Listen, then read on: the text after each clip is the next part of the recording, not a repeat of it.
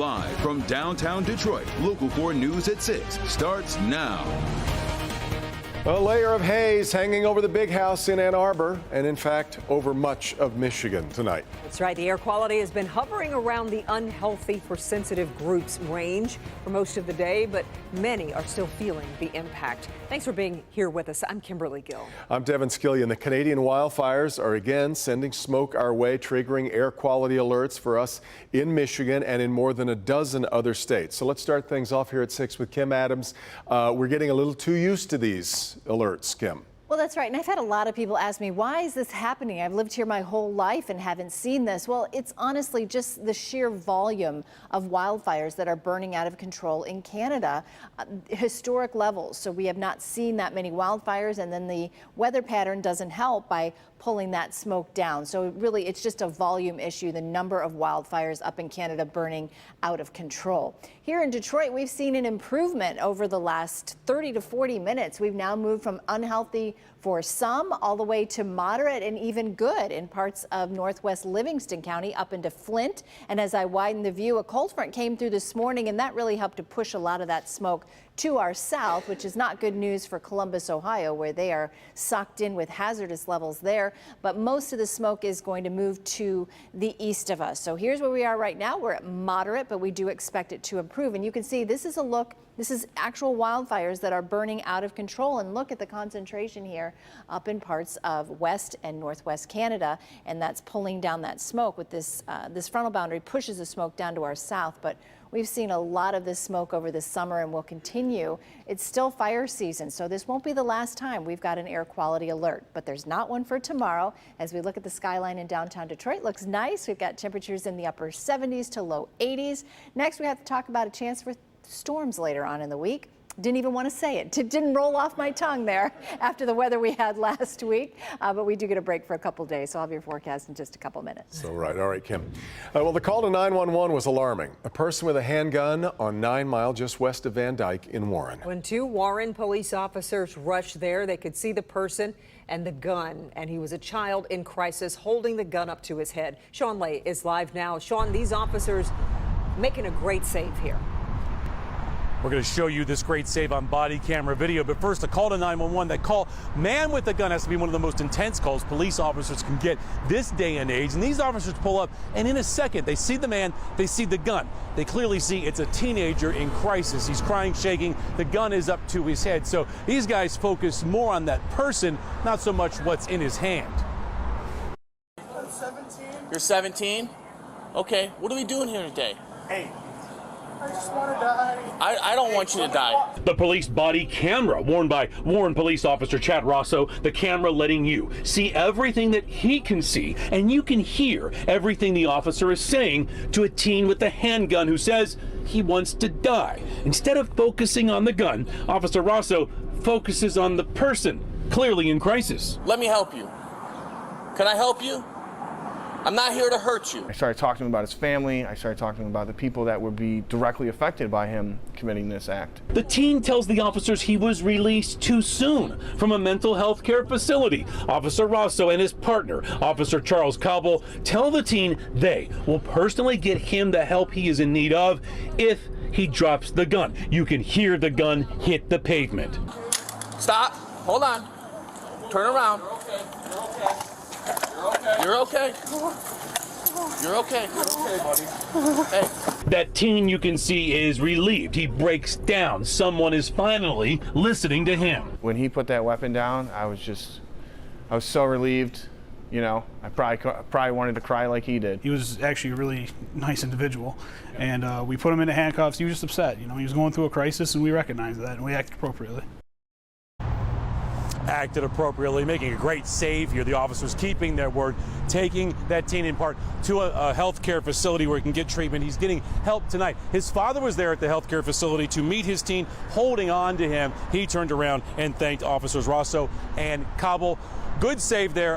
Both officers say it was an intense situation, but they're so happy that the teen is getting help now. Guys, back to you. Incredible work by those officers. Sean, we appreciate your story tonight. If you need help, it's just 3 numbers away, the 988 Suicide and Crisis Lifeline. We repeat it often now. It is available 24 hours a day, so important to remember. You can call and actually text that number right there at the bottom of your screen. It is free and confidential and helps thousands of people every single day. Well, it was a call the Waterford Township Police Department doesn't hear often, if ever. Neighbors concerned after they discovered a 10-foot boa constrictor was on the loose. The yellow snake, named Mr. Squiggles, by the way, was missing for hours. Tonight, we hear from his owners. Paula Tutman live in Waterford. And actually, Paula, you've got a new friend. Oh, goodness, Paula. I do have a new friend, and he's actually a python, which is a boa constrictor. He's in that family. Mr. Squiggles is just one of his names. They also call him Joe, Steve, but I really think the name that he got Sunday is the one that's going to stick, and that is Escapee. Jack will tell you he's a pretty chill snake, a reticulated python to be exact, a critter in the boa constrictor family, but a pet, visiting its grandparents at this Waterford Township home until 2 nights ago, the snake went on the lam. I was unloading some stuff out of my garage, and he must have pushed the cage open and escaped. Incredibly, the snake crossed a busy road. I am shocked it did not get hit crossing that road in the middle of the night. I do not know how. It was probably stretched across the road, moving super slow. I don't know how a car didn't run it over. And a nearby neighbor found him curled up outside of their home, and not knowing the snake was a pet, called police, who wrangled him and sent him to the Oakland County Animal Control. The thing is, they thought he was a 10-foot snake. I am only 5'1", and this snake, as you can see, is twice as long as me. Turns out the snake is actually 11.5 feet. Renee calls him her grand snake. I saw the cage open like that much. I went, he's gone. They're pretty smart when, and I usually have a lock on the cage, and I left it off. He must have seen that and pushed it open, They're pretty good at escaping enclosures and stuff. Jack got the snake about 8 years ago. He was about 1 foot long. So he's pretty much grown up with the thing. I spoke to Caitlin Turner of Saving Scales Reptile Rescue, a mid-Michigan nonprofit that rescues and saves unwanted or abandoned reptiles and amphibians. And she says this kind of snake looks more menacing than it is dangerous. Rodents are its usual food fare, and with a fairly slow metabolism, it only eats once every week or two. And even if it did escape hungry, small neighborhood cats and dogs would likely not be in danger because they have different tools to fight back. But let's face it, if you saw this thing on the loose, National Geographic be darned. It's scary. The scaly critter is back in his digs, and Jack says he's got a present for him. It's special. A new lock for that pen. Maybe he was looking for a lady snake. Yeah. It's been 8 years, he's lonely. I know, somebody needs to bring him one, I mean, when you look at him, he really is absolutely beautiful. I mean, look at this beast. And I'm not just saying as a purse or shoes. No, I'm kidding. No, seriously, I'm kidding. No, I'm not actually at all. You know what? The family is surprised at all the attention the snake is getting. All the other reticulated pythons are probably going to be very, very jealous. But they are sorry if he did scare anyone. But again, he's got a nice big lock in his immediate future. And he is some kind of heavy, you guys. Oh, goodness. Mr. Squiggles, I'm glad, has a sense of humor about the purse and shoes joke. Yeah, but Bad snake. He's absolutely Bad beautiful. snake. Although you're freaking a few people out in the studio here, Paula, but I love it. I think it's great. Doing too much, Paul. I just need a flute. Well, parents will soon have a new way to protect their infants from RSV. The FDA has approved an antibody treatment that researchers say blocks the virus from infecting healthy cells. The antibody is going to be sold under the brand name Beyfortus. Beyfortus can be given as a single shot at the start of RSV season. Second injection might be necessary for infants under 24 months who remain at risk, but RSV is the leading cause of hospitalization in infants under a year of age in the U.S. A family is hoping for answers tonight, more than a year after the murder of their loved one. 36-year-old Carmen Hogan was murdered on June 30th, 2022 on Detroit's east side near the intersection of Van Dyke and Badger. She was fatally shot multiple times. A cash reward for information leading to an arrest has been increased, and the family is hoping that will lead to justice. What would make you do something like that? Because I value human life, and we valued our daughter, and we value human life, and for her life to be taken this way is so painful. And so I would like someone to confess, because I feel like if they confessed and they owned up to their wrong, maybe it could stop and no one else would have to go through it. So that would be closure for me. Anyone with information on this case is urged to call Crime Stoppers at 1-800-SPEAK-UP.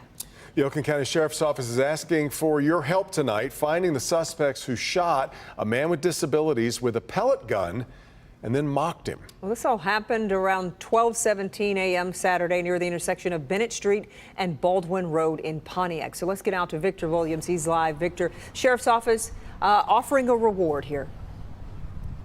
Yeah, that's right. And many people are asking the question, who would do such a thing to a man who can't even get around? But now the Oakland County Sheriff's Department, well, they're looking for answers. There's just no way to understand what goes on somebody's head to do that. Sheriff Mike Bouchard speaking on where the investigation stands into two people who decided to shoot a wheelchair-bound man with a pellet gun from inside a car. Apparently shot the victim with a pellet gun more than once. Obviously a terrible moment for that victim. They don't know if it's a real gun, if it's a pellet gun. Terrifying on lots of levels. To add insult to injury, we're told the men mocked and shouted at the victim as he rolled away. Sheriff Bouchard is calling the act cowardly and despicable. It's just hard to imagine that the lack of humanity in the individual or individuals involved in this. It all happened around 12:17 a.m. on Saturday near Montcalm and Baldwin. The victim was simply on the sidewalk heading to the gas station when all of this happened.